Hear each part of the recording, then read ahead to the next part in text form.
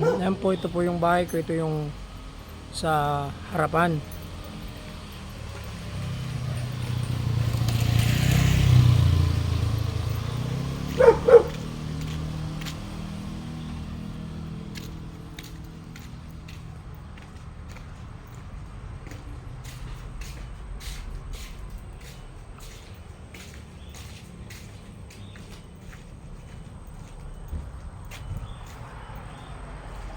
Ayan, punta po tayo sa likodan. Kapag nasa likodan ka na, yun na po ang Almeida Highway. Ayan. At magpapabideo ako kay Kulot. Ito. Ayan o.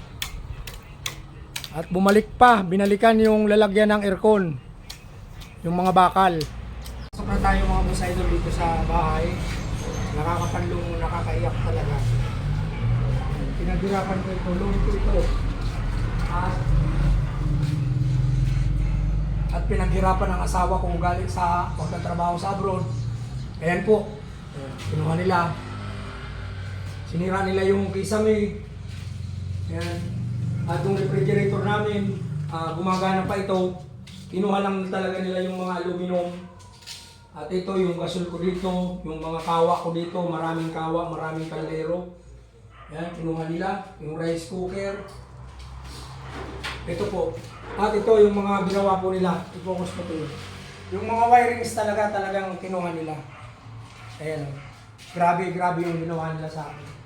Hindi man lang sila natakot na may sombrerong ganito, ibig sabihin pulis ang may-ari. Wala na talagang pinipili ang mga nanakaw. Ito po. Yung TV namin dito, wala na. Ayan. At yung lahat ng mga wirings, ito mga iniwan nila. Oh. Ayan o. At ito hindi nila mahugot. Magkano lang naman yun kung ibebenta nila. Ito yung kwarto namin, sabog-sabog. Ayan o. Nakita naman nila may mga sombrerong pang pulis dito. Talagang grabe. Okay tayo sa taas.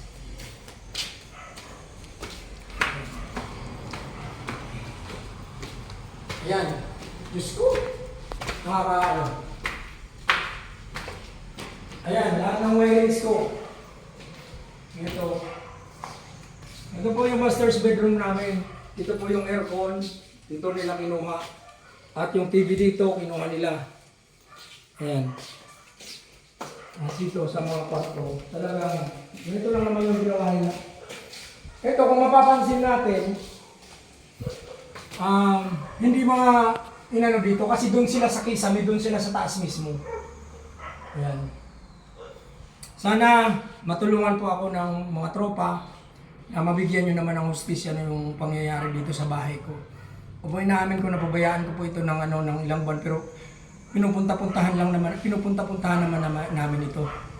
Dito po ito sa Villa Grande Homes, Phase 1, Acacia Street. Villa Grande Homes Subdivision, Concepcion, Grande, Naga City. Grabe. Nakakaiyak kaya lang. Sige na to eh.